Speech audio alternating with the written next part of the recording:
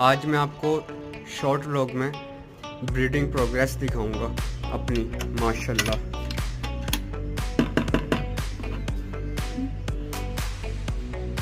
इसके नीचे भी 4 बच्चे हैं अल्हम्दुलिल्लाह। अब ये जो छोटा वाला बच्चा है ना, ये वाला जो बच्चा है छोटा वाला, इसको ये फीड नहीं करा रहे हैं। देखें अभी तो इन्होंने फीड कराई हुई है, अभी तो इसको फीड कराई हुई है, लेकिन फीड दे नहीं रहा। अब इसकी स्किन देख ना कैसे लटक रही है, और ये थोड़ा सीप में भी आ रहा है, लेकिन ये सेट हो जाएगा अगर इसको फीड कराना छोड़ी नहीं तो।